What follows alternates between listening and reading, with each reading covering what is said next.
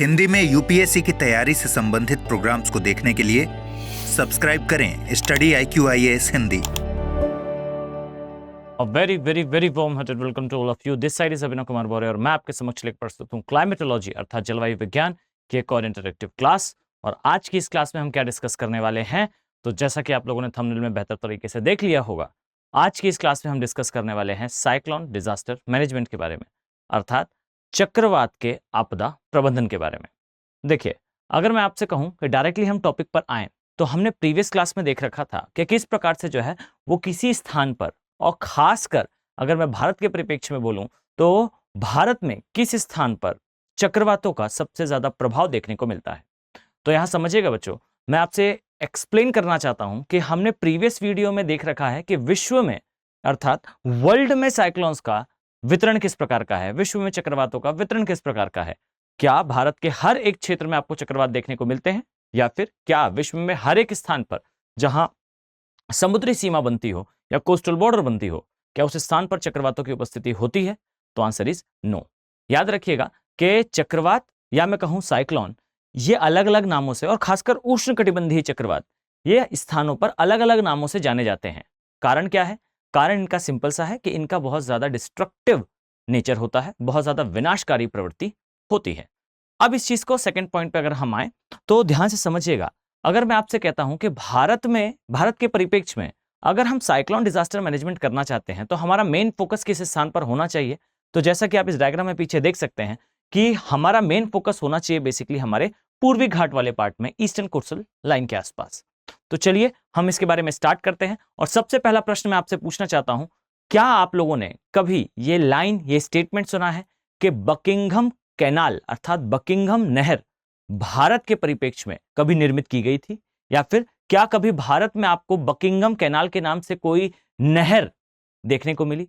तो याद रखिएगा कि बकिंघम कैनाल या बकिंघम नहर वो नहर थी जिसे अंग्रेजों ने भारत में पूर्वी घाट के समानांतर इसका एस्टेब्लिशमेंट करा था, इसका निर्माण करा था। और कारण क्या था? तो याद रखिएगा, क्योंकि बकिंघम कैनाल का निर्माण या बकिंघम नहर का निर्माण भारत के पूर्वी घाट वाले पार्ट में ना ही किसी सिंचाई परियोजना के तहत और ना ही किसी कृषिगत गतिविधि के तहत, अपितु इसका निर्माण जो है वो करा गया था भारत के परिप्रेक्ष्य में साइक्लोन अर्थात चक्रवातों से कंपनी को होने वाले नुकसान को मिनिमाइज करने के लिए।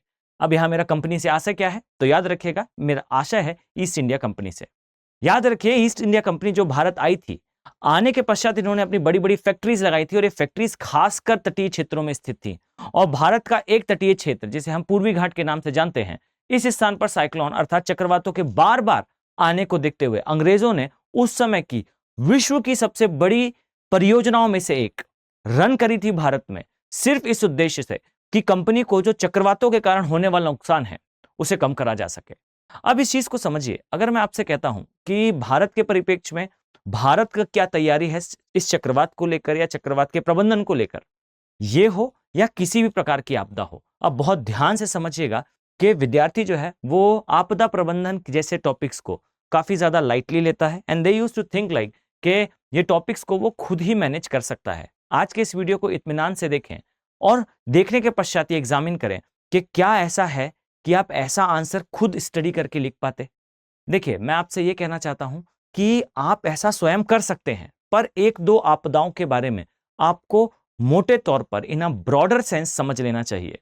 अगर आपको एक बार अंडरस्टैंडिंग आ जाएगी उस चीज की, तो डेफिनेटली उसके बाद जो है आप इजीली स्वयं भी अदर आपदाओं के बारे में, अदर डिजास्टर्स के बारे में स्वयं आंसर लिख पाएंगे। तो चलिए मैं आपको एक इंफॉर्मेशन देता हूं, ध्यान से समझिएगा कि किसी भी प्रकार की आपदा हो, चाहे वो आपदा चक्रवात हो, चाहे वो भूकंप हो, सुनामी हो, या फिर वो ज्वालामुखी का विस्फोट हो, याद रखिएगा हर एक प्रकार की आपदा के लिए आपको आपदा प्रबंधन को 3 भागों में विभाजित करना होता है। ठीक है, तो अब ध्यान से देखिएगा मैं क्या समझाना चाह रहा हूं। चाहे वो आपदा अभी हमारे सिनेरियो में, मतलब जिस टॉपिक को हम कवर कर रहे हैं, इस सिनेरियो में अगर आप देखें तो ये आपदा है चक्रवात। क्लियर? तो याद रखिए, चक्रवात के प्रबंधन को या चक्रवात आपदा प्रबंधन को आप 3 भागों में विभाजित करते हैं, 3 भागों में डिवाइड करते हैं। क्लियर है? ध्यान से देखिएगा।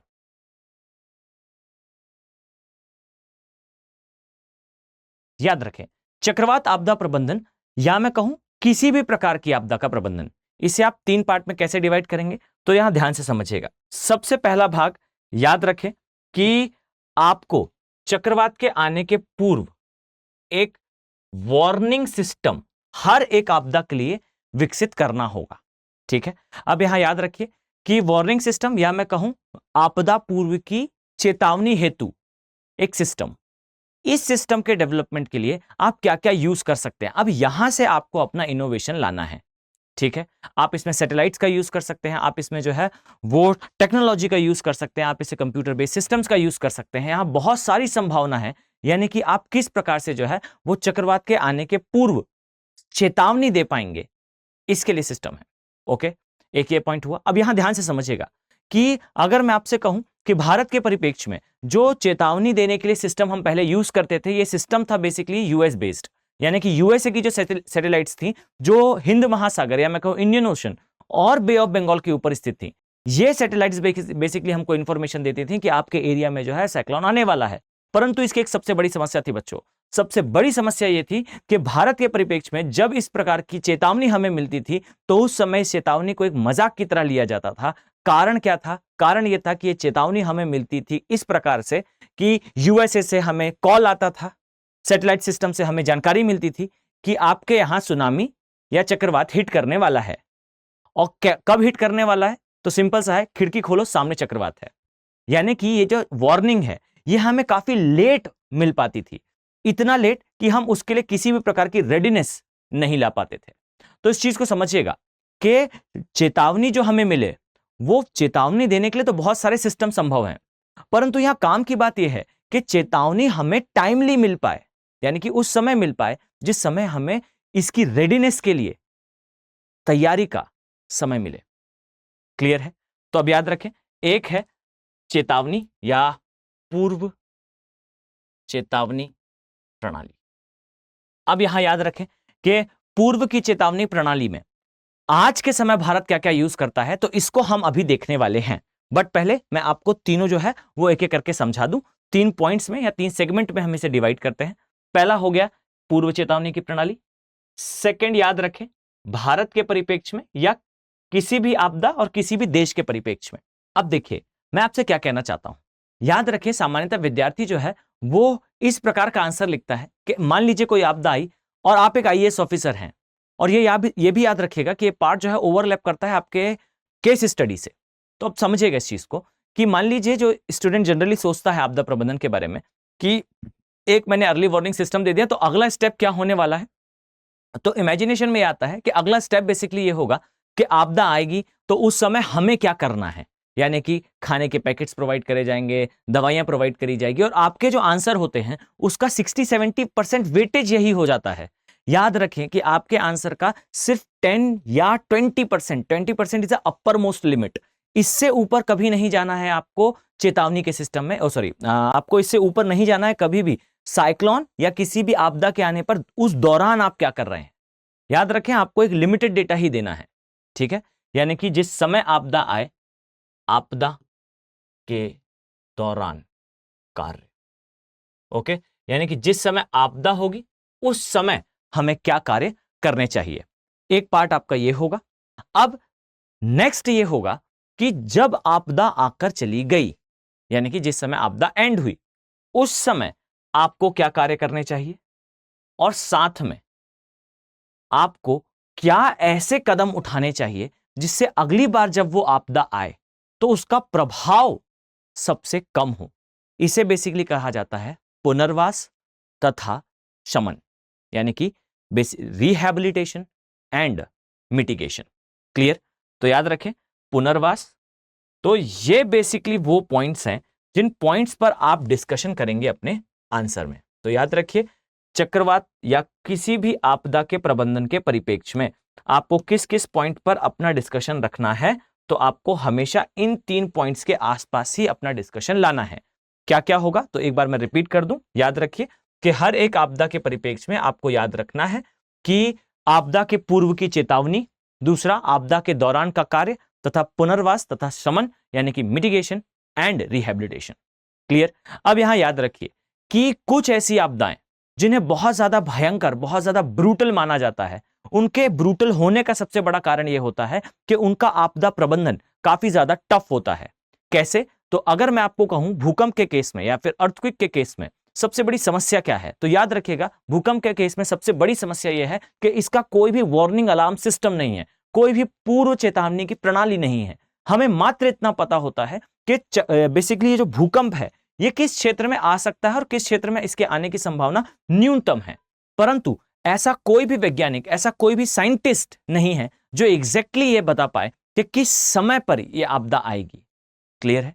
परंतु साइक्लोन के केस में या मैं कहूं चक्रवात के केस में ऐसा बिल्कुल नहीं है। याद रखिएगा कि साइक्लोन के केस में आप इजीली यह बता सकते हैं कि किस ऋतु में, किस सीजन में बेसिकली आपदा आएगी, तथा साथ ही साथ आप यह भी बता सकते हैं कि इसके आने में कितना समय है। आप इवन यह भी बता सकते हैं कि कुछ घंटों पश्चात यह चक्रवात जो है वो इस एरिया को हिट करेगा, और इसे बेसिकली कहा जाता है 0R या फिर मैं कहूं रेड टाइम जोन। क्लियर है? तो याद रखें, आप एक साइंटिफिक टर्म के साथ आंसर लिखेंगे कि चक्रवात के केस में हम 0R या रेड टाइम जोन इसका बेहतर मैनेजमेंट, बेहतर यूज कर सकते हैं, बजाय इसके कि हमारे पास कोई 0R हो ही ना। क्लियर है? तो याद रखें, इस प्रकार से जो है हमारा साइक्लोन डिजास्टर मैनेजमेंट स्टार्ट होगा, जहां आप इसे इस तरीके से, जस्ट अ सेकेंड,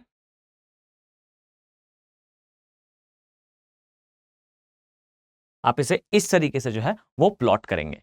याद रखें कि इसमें आप क्या क्या पॉइंट ऐड करने वाले हैं। अब मैं इसके लिए आपको धीरे धीरे करके सारा एक्सप्लेनेशन देता हूं।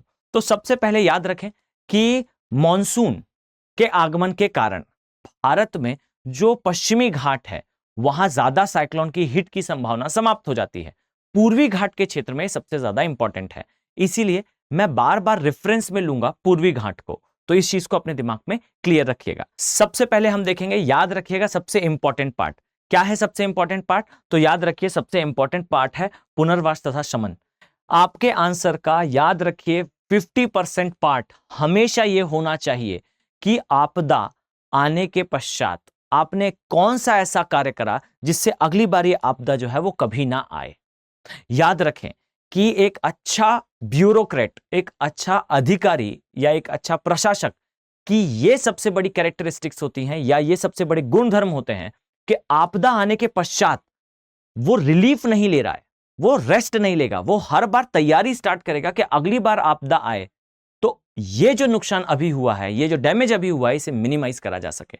अब याद रखें कि आपके आंसर में भी और इस वीडियो में भी हम मेन फोकस करेंगे इसके प्रभाव को कम करने के लिए। चेतावनी की प्रणाली तथा आपदा के दौरान क्या करना है, ये काफी ज्यादा इजी पार्ट होता है। इसके बारे में हम थोड़ा आगे इसी लेक्चर के अगले पार्ट में या मैं कहूं अगले कुछ मिनट्स बाद इस पर डिस्कशन करेंगे। क्लियर है? तो सबसे पहले हम याद रखें शमन का यानी कि मिटिगेशन के कार्य को देखने वाले हैं। याद रखिए, अगर मैं आपसे कहूं कि यह है भारत का, जस्ट अ सेकेंड, यह है बेसिकली हमारा प्रायद्वीपीय भारत, और याद रखें प्रायद्वीपीय भारत के केस में, प्रायद्वीपीय भारत के केस में जो प्रभावित क्षेत्र है, अगर हम इसे मार्क करना चाहें तो ध्यान से देखिए, एक क्षेत्र हमें देखने को मिलता है ये वाला, इसे हम पूर्वी घाट कहते हैं। इसी प्रकार से आपको एक क्षेत्र दिखेगा ये, इसे हम गुजरात वाला भाग कहते हैं। याद रखें इसका मुख्य कारण क्या है, तो इसका मुख्य कारण बेसिकली है जो चक्रवात है वो इस स्थान से निर्मित होने के पश्चात, इस स्थान से निर्मित होने के पश्चात जो है वो पूर्व की दिशा में प्रवाहित होते हैं, यानी कि पूर्व की डायरेक्शन में इनका जो है वो मूवमेंट होता है। और यही कारण है कि आप पाएंगे यह है साइक्लोन या मैं कहूं चक्रवात, और इस प्रकार से जो है इसमें आपको पवनों का प्रवाह देखने को मिलेगा।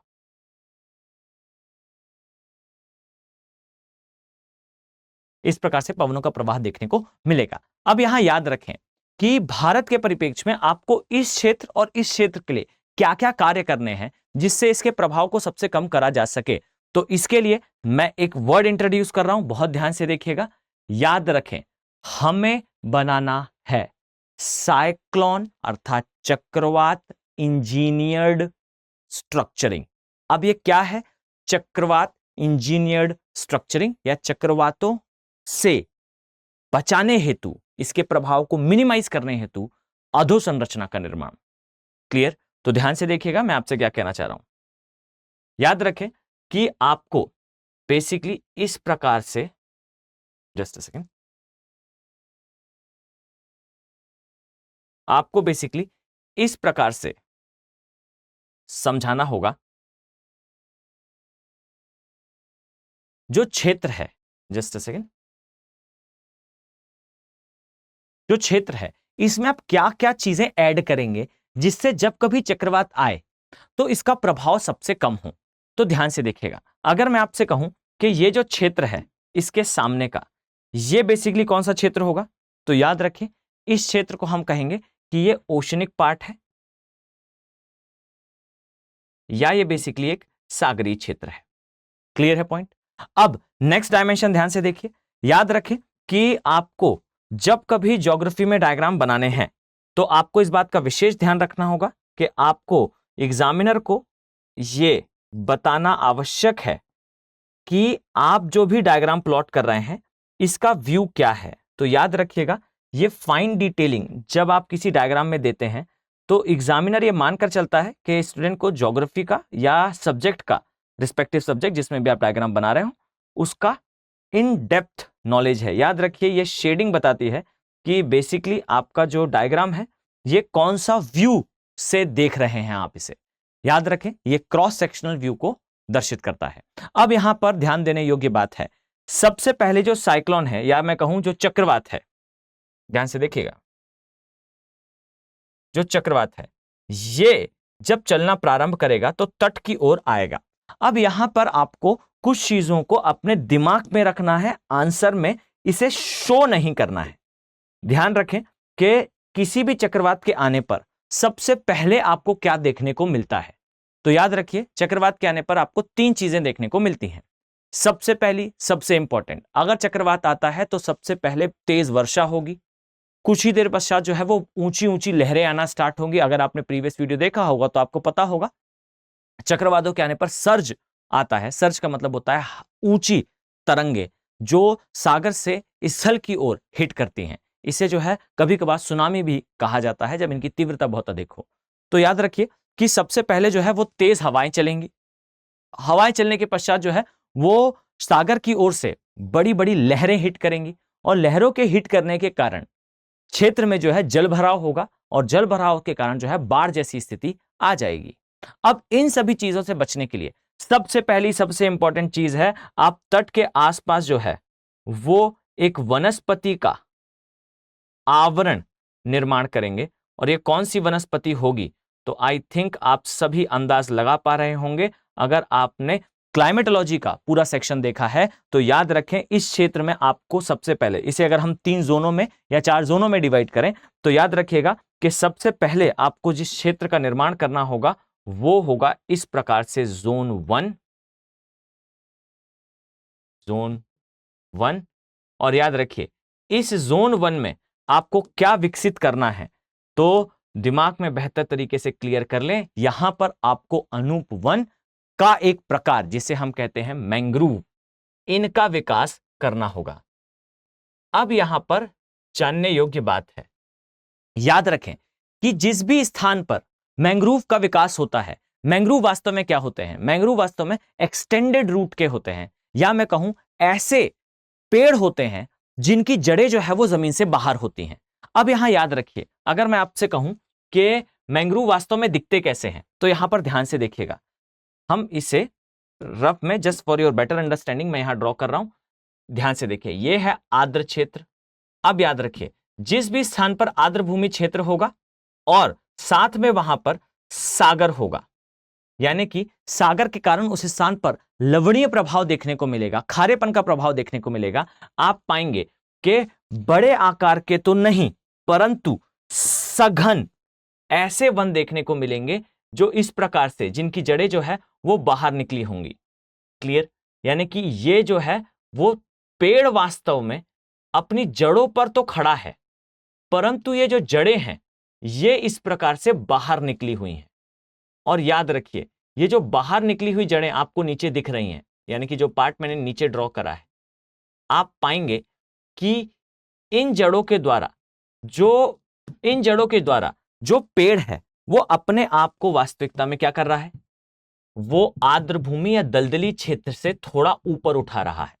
अब याद रखें, इस प्रकार से जब वृक्ष अपने आप को अडॉप्ट करता है, अनुकूलित करता है आर्द्र भूमि क्षेत्र में विकसित करने के लिए, तो इसकी जड़ें जब बाहर आती हैं तो ये आपस में काफी ज्यादा उलझ जाती हैं, काफी ज्यादा सघन हो जाती हैं, और इसका जो एक बेल्ट निर्मित होती है, इस बेल्ट का विकास जब सागर के किनारे होगा तो याद रखिए, जब भी कोई लहर आएगी तो लहर की तीव्रता को इस प्रकार की जड़ें और इस प्रकार के पेड़ जो है वो लगभग याद रखिएगा इस डेटा को, ये जो जोन 1 है इसका सबसे बड़ा प्रभाव ये है कि ये उस क्षेत्र में आने वाली सागरीय लहरों को लगभग 50% तक कम कर देते हैं।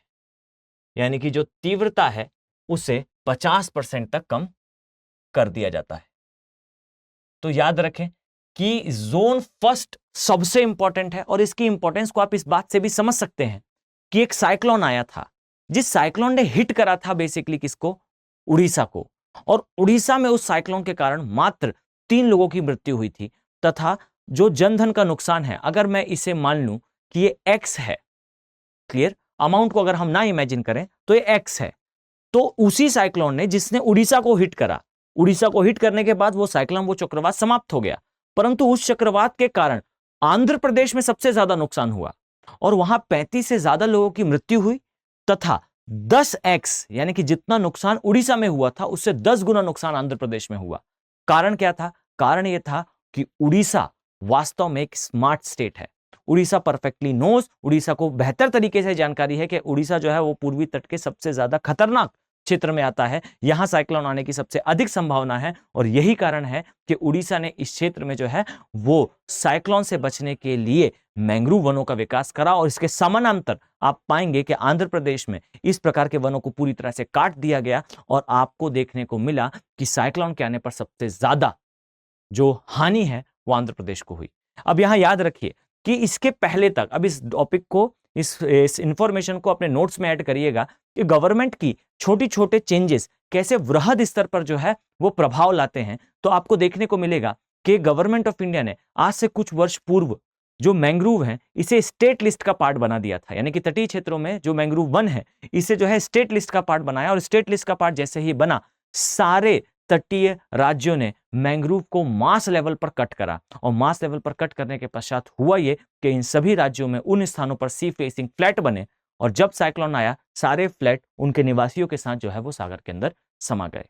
याद रखें कि इसी प्रकार के जो minute changes government of India करती है या सरकारें करती हैं, इसके प्रभाव जो है end of the day root cause होते हैं बड़ी आपदा के लिए। अब याद रखें कि आंध्र प्रदेश वाले क्षेत्र में जो है वो पहले मैंग्रोव वनों का वृहद क्षेत्र में विकास था, परंतु समय के अनुसार जो है इनको वहां से रिक्लेम कर दिया गया। रिक्लेम का मतलब है काट दिया गया, तथा इस कारण इसका जो है वो बहुत ज्यादा डिस्ट्रक्टिव इफेक्ट आंध्र प्रदेश को देखने को मिला था।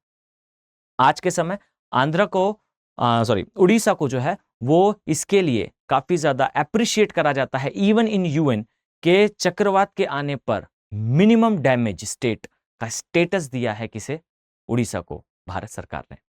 ओके, तो चलिए याद रखें कि ये जो मैंग्रोव है ये इस तीव्रता को सबसे पहले सबसे ज्यादा कम कर देते हैं। इसके पश्चात हम जोन 2 का निर्माण करते हैं। अब यहां ध्यान से समझिएगा कि जोन 2 में क्या है। तो याद रखें जोन 2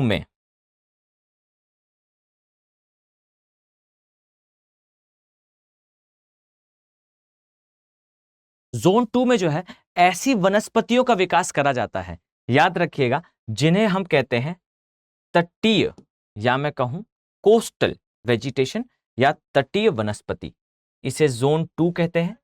और याद रखिए जो जोन 2 है यहां आप तटीय वनस्पति इसका निर्माण करते हैं। और तटीय वनस्पति में सामान्यतः कौन कौन से वृक्ष आते हैं?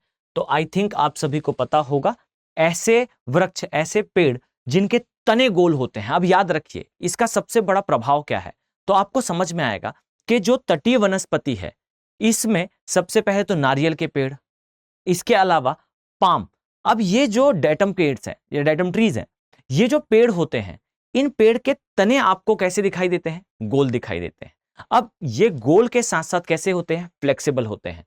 तो इन वनों का सबसे बड़ा प्रभाव क्या है, या इस जोन का सबसे बड़ा इफेक्ट क्या है? तो इस जोन का सबसे बड़ा इफेक्ट है बच्चों, याद रखिएगा कि जब कभी साइक्लोन आएगा या चक्रवात आएगा तो जो तीव्र लहरें हैं उनको कौन रोक लेंगे? मैंग्रोव रोक लेंगे। अब दूसरा सबसे बड़ा और सबसे खतरनाक प्रभाव क्या है?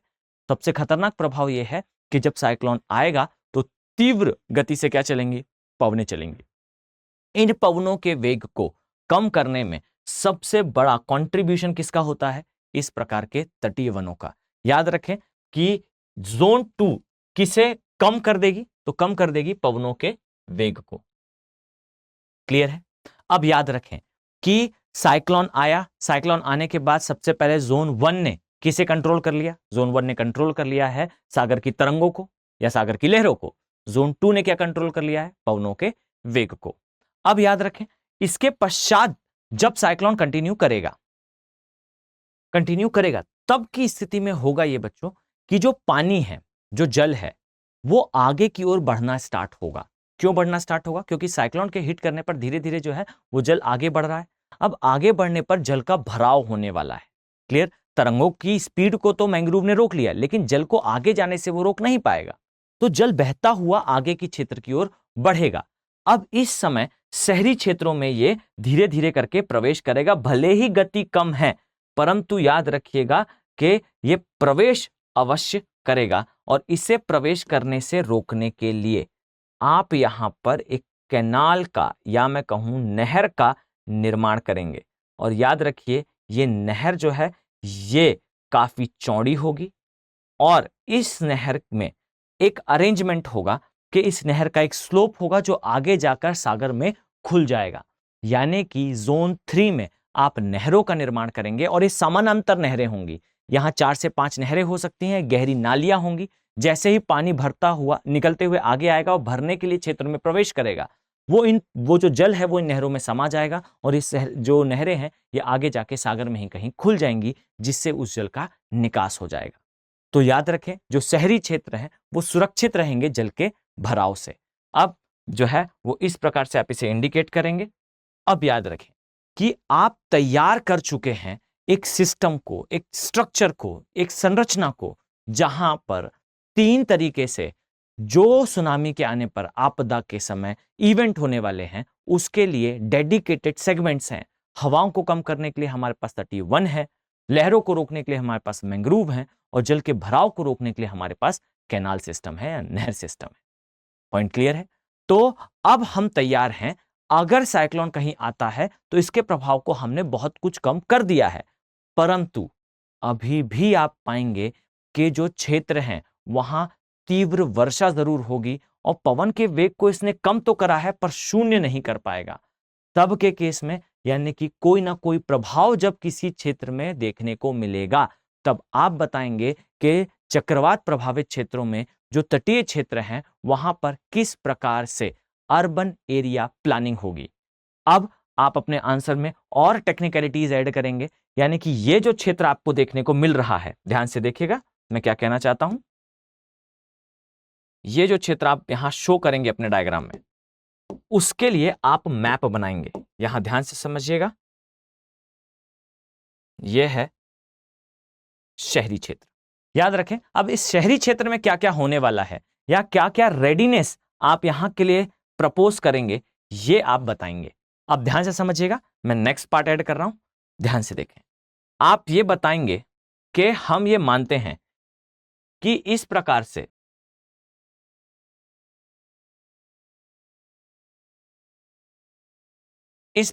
अगर एक सिटी है, एक शहर है, जहां आपको यह शो करना है कि आपने एक कैनाल सिस्टम के द्वारा इसे जो है वो प्रोटेक्ट करा है। इस प्रकार से, जस्ट अ सेकेंड, अगर मैं कहूं ये पैरेलली बनाई गई कैनाल्स हैं या नहरें हैं। क्लियर?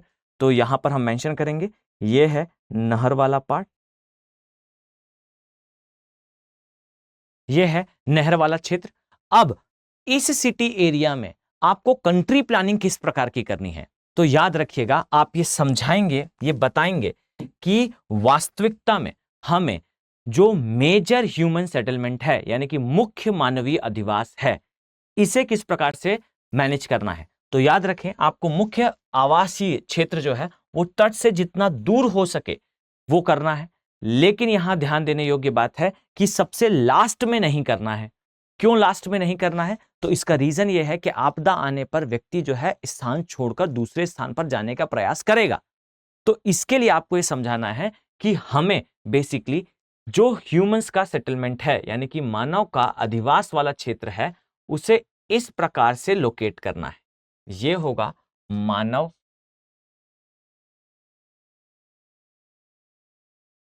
यहां आपको देखने को मिलेगा सेंट्रल के थोड़ा दूसरे साइड मानव आवास क्षेत्र, और यहीं पर प्रशासन होगा। अब याद रखें, इसके जो दूसरा भाग होगा, यहां आप ये शो करेंगे कि जो मार्केट है, ये वाला क्षेत्र आपको देखने को मिलेगा। इस प्रकार से आप समझाएंगे कि ये जो क्षेत्र है इसे हमने बनाया है मेन मार्केट। ओके, तो याद रखिए कि आपको बेसिकली मार्केट कहां बनाना है? मानव अधिवास के आगे। ये क्यों है? क्योंकि याद रखिए, एक पर्सन थे by the name of William J Jordan. Clear? इन्होंने अधिवास के पैटर्न को समझाया है और सिंधु घाटी सभ्यता से लेकर बड़ी बड़ी जर्मन सिटीज तक, जर्मनी बेसिकली फेमस है अपने कंट्री प्लानिंग के लिए, तो याद रखिए जर्मन सिटीज तक हर बार ऐसा है, उन्होंने स्टेटमेंट दिया था हर बार ऐसा होना चाहिए कि जो क्षेत्र है उसका मार्केट उसकी आत्मा, उसकी सोल होती है। अगर किसी सिटी को आपको कंस्ट्रक्ट करना है तो आपको 3 चीजें चाहिए होती हैं, याद रखिएगा। सबसे पहला चाहिए होता है किसी स्थान पर मानव का अधिवास होगा यानी कि रहवासी कॉलोनीज कहां होंगी। सेकंड जो डायमेंशन होता है वो जॉब करने कहां जाएंगे, और जॉब करने याद रखिए सभी लोग सरकारी नौकरी नहीं करते हैं, यानी कि जो बड़ी कंपनीज हैं, जो इंडस्ट्रीज हैं, जो औद्योगिक क्षेत्र हैं, वो एक कोने पर होंगे। और जो तीसरी चीज है वो है इनका मार्केट, और मार्केट इनके बीच में बनेगा, यानी कि एक जगह अधिवास होगा, एक जगह इंडस्ट्रीज होंगी और बीच में जो है वो मार्केट होगा। क्यों? व्यक्ति निकलकर जब व्यवसाय के लिए बाहर आएगा तो वो मार्केट से होकर जाएगा, और मार्केट के आसपास धीरे धीरे करके छोटे छोटे अन्य मार्केट डेवलप होंगे, और मार्केट के पास जो है स्कूल, कॉलेजेस, और धीरे धीरे करके अधोसंरचना विकसित होती जाएगी। क्लियर है? तो याद रखिएगा कि मानव का अधिवास, दूसरी तरफ आपको मार्केट देखने को मिलेगा, यानी कि मार्केट सबसे ज्यादा दूर होगा उस क्षेत्र से जहां से आपदा का प्रवेश होता है। क्लियर है पॉइंट? अब याद रखें कि यहां पर, जस्ट अ सेकेंड मैं नेमिंग कर दूं इसकी, यहां पर अब आपको समझाना है कि जो भी क्षेत्र मानव अधिवास के बाद नहरों की तरफ आ रहा है, इसको हमने 3 भागों में विभाजित करा है। इस प्रकार से आप समझाएंगे कि हम इसे जो है वो 3 भागों में विभाजित करते हैं।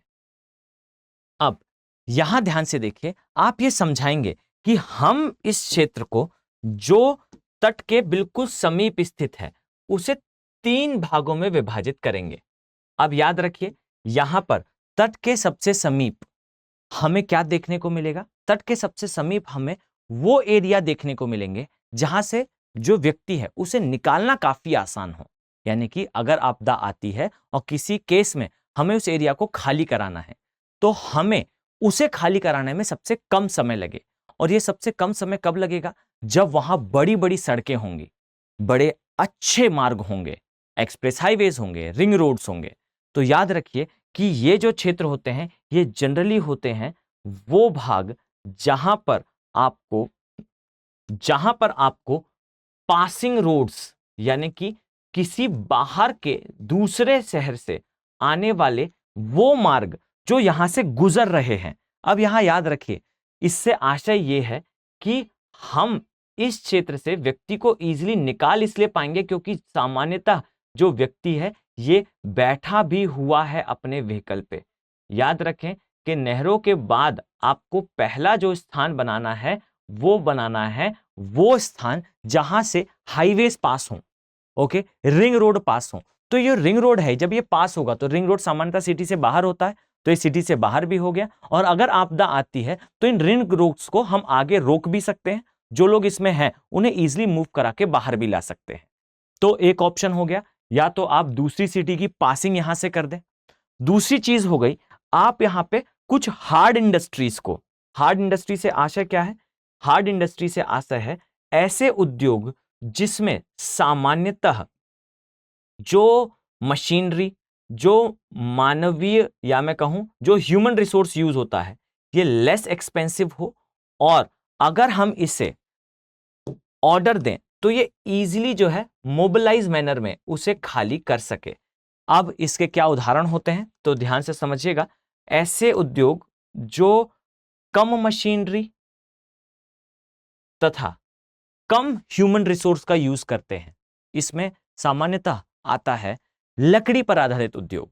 याद रखें, टिम्बर उद्योग या इस प्रकार के उद्योग जिसमें बहुत ज्यादा एरिया की आवश्यकता होती है, परंतु बहुत ज्यादा लेबर या बहुत ज्यादा जो मशीनरी है इसकी आवश्यकता नहीं होती। मान लीजिए तेज हवाएं चलती भी हैं, पानी का भराव होता भी है, तो लकड़ी या टिम्बर जो मार्केट होगा या इस प्रकार के जो उद्योग होंगे उस पर बहुत ज्यादा नकारात्मक प्रभाव नहीं आएगा। आएगा जरूर लेकिन मिनिमम होगा। क्लियर? तो या तो आप रिंग रोड पासिंग कर दें, या तो आप यहां पर जो है वो ऐसे उद्योग लगाएं जिन पर इनका प्रभाव कम हो। और इसके पीछे ये जो भाग है, इस भाग में आप सजेस्ट कर सकते हैं 4-5 चीजों का विकास करा जा सकता है। जैसे आप यहां पर स्मॉल मार्केट, मीडियम मार्केट या वो मार्केट जो डायरेक्टली तटों के लिए आवश्यक होते हैं, इनका विकास करें। साथ में आप यहां प्रपोज कर सकते हैं कि इस स्थान पर जो है वो प्रशासन का उपस्थित होना आवश्यक है। क्यों? क्योंकि जिस समय आपदा आएगी, याद रखें, उस समय इनके पश्चात प्रशासन ही उसे सबसे पहले टैकल करेगा। परंतु हर बार याद रखें, मानव अधिवास जो है वो एक सैंडविच सिस्टम में बीच में उपस्थित होगा। इसका एक कारण यह भी है, याद रखिएगा, आपदा के आने पर बाजार सबसे इंपॉर्टेंट होगा, क्योंकि व्यक्ति आपदा में फंसने के पश्चात सरवाइव इस मार्केट से ही कर पाएगा। तो रिहैबिलिटेशन जो है वो इसी के द्वारा संभव होगा। इसके अलावा आप ये समझाएंगे कि इस पूरे सिस्टम के अंदर आपको ये शो करना है कि प्रॉपर कैनाल सिस्टम उपस्थित हो, यानी कि ठीक से यहां पर जो है वो नहरों का जाल उपस्थित हो। और याद रखिएगा, ये जो नहरों का जाल होगा, ये जल भराव की स्थिति को जो है वो मिनिमाइज कर देगा। और ये याद रखें कि जब तक यहां पर कैनाल सिस्टम नहीं बनता, जब तक यहां नहर सिस्टम नहीं बनता, ये क्षेत्र जो है वो हर बार वनरेबल होगा, हर बार सुभेद्य होगा किसी भी प्रकार की आपदा के लिए। तो नेमिंग के साथ आप यहां समझाएंगे कि अगर कोई क्षेत्र जहां चक्रवात के हिट करने की संभावना है, उस क्षेत्र में आपको प्रॉपर नहरों की या मैं कहूं पानी के निकास हेतु प्रॉपर ड्रेनेज प्रणाली होना आवश्यक होती है। और ये याद रखें, ये होता है वो कंट्री प्लानिंग जो आप थोड़ा सजेस्ट कर सकते हैं। आप सजेस्ट कर सकते हैं अपने एग्जामिनर को कि हम इस प्रकार से जो है वो कंट्री प्लानिंग या सिटी प्लानिंग करेंगे। क्लियर है? तो वो क्षेत्र जहां पर आने की संभावना है, वहां आप इस प्रकार से जो है सिटी या अर्बन एरिया को बना सकते हैं। क्लियर है? चलिए अब नेक्स्ट पार्ट में आते हैं। याद रखें, अब हम तैयार हो चुके हैं आपदा के लिए। अब मान लीजिए आपदा हिट करती भी है तो हम जो है वो उसके लिए कुछ हद तक रेडी हैं। इसके अलावा आपको अगर सजेस्ट करना हो तो आप ये सजेस्ट कर सकते हैं कि हमें साइक्लोन के आने पर, यानी कि किसी क्षेत्र में यदि आपको चक्रवात देखने को मिलता है, तो उस स्थान पर हमें सामुदायिक भवनों का निर्माण करना चाहिए। और याद रखें, सिटी में ये ज्यादा इफेक्टिव नहीं होगा, लोग जल्दी इकट्ठे नहीं हो सकते। यानी कि आपने शहरी क्षेत्र के लिए जो सजेशन अभी दिया है वो बढ़िया है, परंतु क्या हो यदि साइक्लोन उस क्षेत्र में आए या चक्रवात उस क्षेत्र में आए जहां पर वास्तविकता में सिटी नहीं है, कोई गांव है, तब के लिए आप एक ही चीज सजेस्ट करेंगे। याद रखिएगा, कोई भी क्षेत्र गांव क्यों है, इसका मुख्य कारण यह है कि उस क्षेत्र में वास्तविकता में संसाधनों की अभी कमी है। संसाधन धीरे धीरे विकसित होंगे तो धीरे धीरे क्षेत्र जो है वो ग्रामीण से शहरी में परिवर्तित होता जाएगा। अब यहां पर याद रखने योग्य बात है कि आपको इस प्रकार से स्ट्रक्चर्स बनाने होंगे जिसे कहा जाता है सामुदायिक भवन। क्लियर? मैं इसे मेंशन कर देता हूं। अब यहां जानने योग्य बात है, याद रखिए कि यदि किसी सामुदायिक भवन का निर्माण करा गया है तो उसमें जो एंट्री गेट होगा वो दूसरी तरफ होगा। यानी कि यदि संभावना ये है कि, ध्यान से देखिए, यदि संभावना ये है कि ये है सागरीय क्षेत्र, ओके,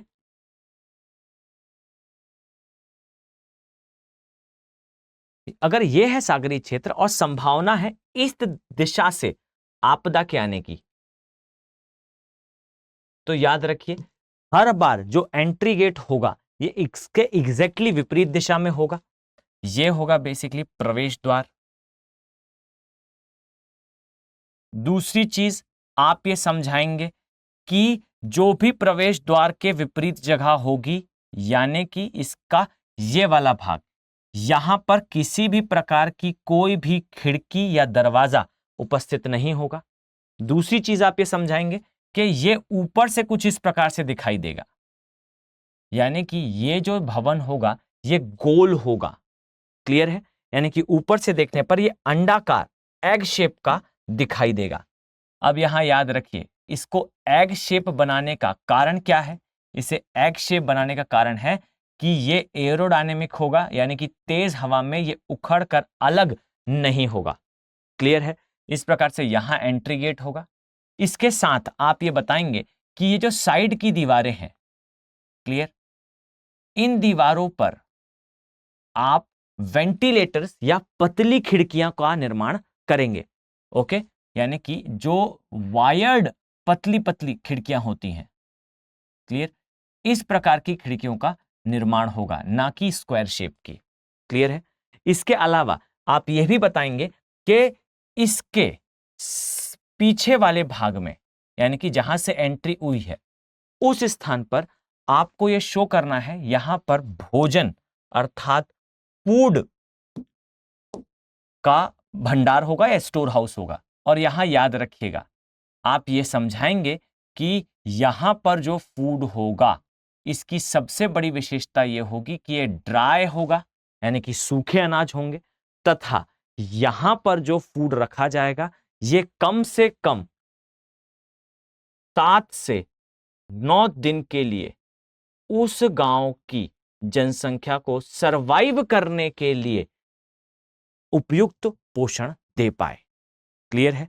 अब ये याद रखें कि लास्ट और सबसे इंपॉर्टेंट इंफॉर्मेशन, ये बना होगा पक्की ईंटों से, यानी कि सीमेंटेड होगा, ये कच्चा नहीं हो सकता। क्लियर है? तो ग्रामीण क्षेत्रों के लिए आपने साइक्लोन डिजास्टर मैनेजमेंट को इस प्रकार से समझाना है। क्लियर है? तो ये हमने शहरी क्षेत्र के लिए बनाया, ये हमने ग्रामीण क्षेत्र के लिए बनाया। अब आ जाएं, हम तैयार हैं साइक्लोन के आने के लिए। अब मान लेते हैं कि साइक्लोन आया, तो इसके लिए सबसे पहले तो हमें चाहिए होगा वार्निंग अलार्म। क्लियर? यानी कि हमें आवश्यक है ये पता चले कि साइक्लोन किसी क्षेत्र में आने वाला है। तो याद रखिए, अब मैं यही इस डायग्राम में ऐड कर रहा हूं। इसके लिए भारत के पास 2 प्रणालियां उपस्थित हैं। एक प्रणाली जो है वो पुरानी हो चुकी है। आज के समय हम सीधा लेटेस्ट वाले को देखें तो याद रखिएगा, हमारे पास है DART। क्लियर? DART ये जो प्रणाली है, याद रखिएगा, ये बेसिकली है तो सुनामी के लिए, परंतु ये हमें चक्रवात की भी ठीक ठाक वार्निंग जो है वो दे देती है। इसे कहते हैं deep ocean assessment and reporting of tsunami. Clear? तो मुख्यतः ये सुनामी के लिए है, परंतु ये हमें चक्रवात से रिलेटेड भी ठीक ठाक इंफॉर्मेशन जो है वो टाइमली प्रोवाइड कर देती है। अब यहां ध्यान से देखिए, सामान्यतः जो भारत को इसके प्रणाली या हमारी जो अन्य प्रणाली है, याद रखिए मैं सिर्फ डार्ट के लिए नहीं, अदर जो भी प्रणाली है हमारे पास, जैसे IINSS प्रणाली का हम यूज करते हैं, कोई भी प्रणाली हो, आप किसी एक को जो है रेफरेंस लेकर लिख सकते हैं। याद रखें कि चक्रवात के केस में हमें जो वार्निंग है ये लगभग 22 से 25 मिनट पहले ठीक ठाक मिल जाती है। ओके, और इवन हमें कुछ दिन पहले से भी ये पता होता है कि एक्स नामक स्थान पर, यानी कि बंगाल की खाड़ी के इस लैटिट्यूड और लॉन्गिट्यूड पर चक्रवात का निर्माण हो चुका है। ये जो है वो उड़ीसा या तमिलनाडु, ईश्वर ना करे, पर अगर है ऐसा तो ये हिट करने की संभावना है। और अगर हिट करने की संभावना है तो ये आने वाले 3 दिनों में आएगा। तो तो हम पहले से रेडीनेस कर लेते हैं, पर एक लास्ट मूवमेंट पर कि 25 मिनट बाद जो है लहरें आने वाली हैं, यहां तक की जो है वार्निंग हमें इस सिस्टम से मिल जाती है। क्लियर है? तो हमारे पास पूर्व की चेतावनी का एक बढ़िया सिस्टम है। अब याद रखें कि आपदा के दौरान क्या कार्य करना है, तो यह एक इंपॉर्टेंट और क्रूशियल डायमेंशन है, ध्यान से समझिएगा। याद रखें, मैं इसको जो है वो यहां ऐड कर देता हूं, ध्यान से समझिएगा। आपदा के दौरान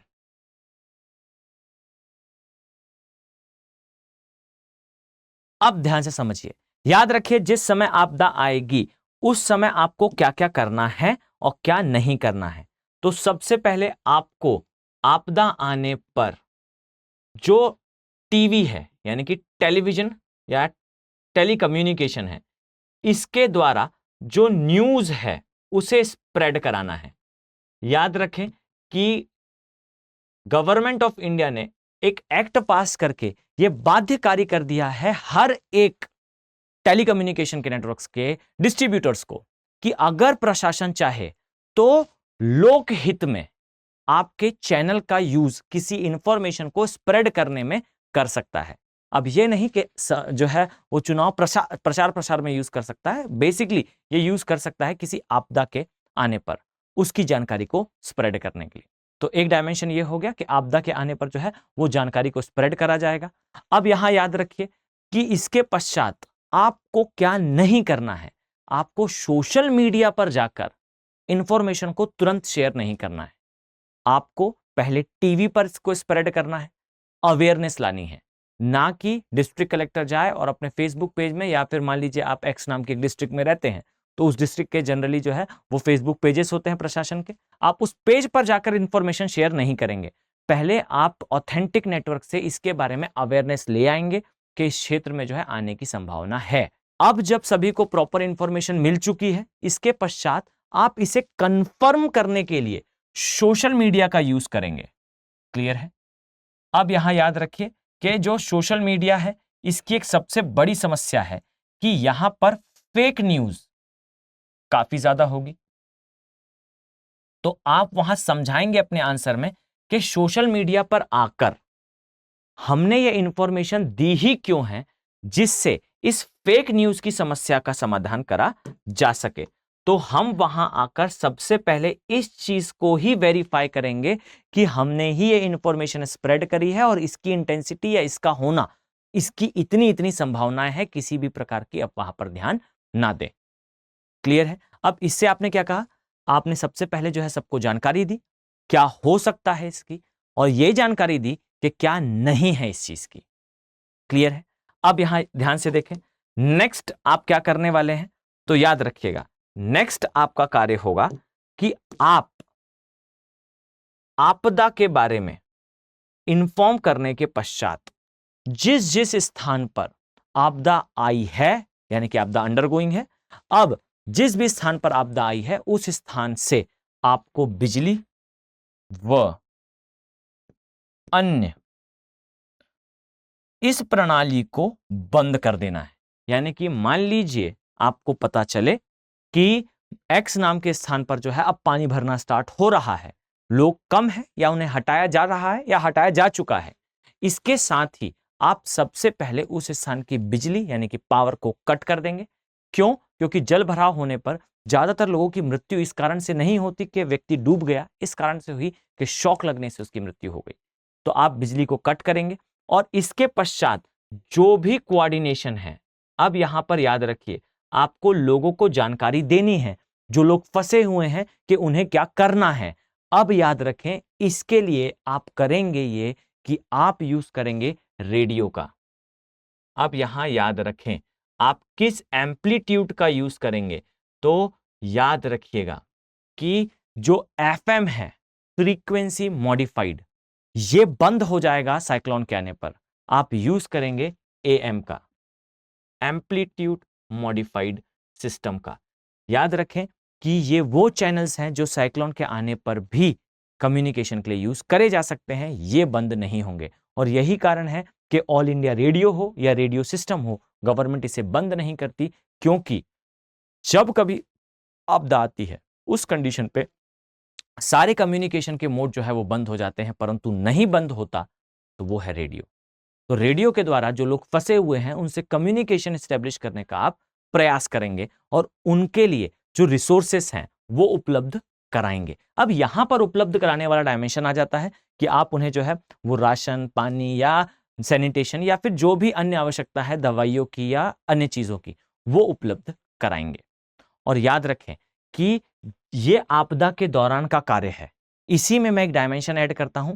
मान लेते हैं कि आपदा समाप्त हो ही गई और अभी समाप्त हुए बहुत अधिक टाइम नहीं हुआ है, कुछ 1-2 दिन का ही समय हुआ है, तो इसके साथ ही आप कार्यक्रम चलाएंगे NGOs and self help group के द्वारा, जिससे उस क्षेत्र में जो लोग इस प्रकार की आपदा के कारण प्रभावित हुए हैं, जिनके व्यवसाय समाप्त हुए हैं या फिर जिनके संसाधन जो है वो समाप्त हो गए या किसी कारणवश जो है वो अब काम के नहीं रह गए हैं, आप उनके लिए पुनर्वास कार्यक्रम जो है वो चलाएंगे। तो ये एक कंप्लीट अप्रोच हुई एक डिजास्टर के मैनेजमेंट की। हमने यहां पर ज्यादा फोकस करा है बेसिकली, अगर किसी स्थान पर साइक्लोन आता है या चक्रवात आता है तो हमें उसके लिए क्या क्या करना चाहिए। याद रखें बच्चों, अगर आप इस वीडियो की पीडीएफ चाहते हैं तो आप मेरे टेलीग्राम चैनल मैं यहां मेंशन कर देता हूं, आप उससे जो है इसे डाउनलोड कर पाएंगे। मैं यहां लिख देता हूं,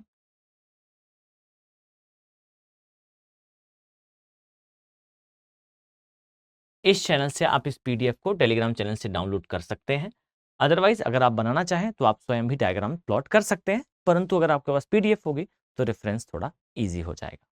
तो चलिए हम मिलते हैं नेक्स्ट वीडियो में एक और टॉपिक के साथ, क्लाइमेटोलॉजी के। आई होप आपको ये वीडियो पसंद आ रहे होंगे।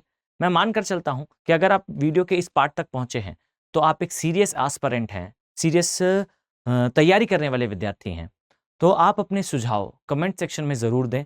आपको ये वीडियो कैसा लगा, आपको चीज़ें समझ में आ रही हैं या नहीं, और अगर आपका कोई सुझाव है तो वो भी आप मेंशन कर सकते हैं। मिलते हैं नेक्स्ट वीडियो में। Have a very nice day. Hindi में यूपीएससी की तैयारी से संबंधित प्रोग्राम्स को देखने के लिए सब्सक्राइब करें स्टडी IQ IAS हिंदी।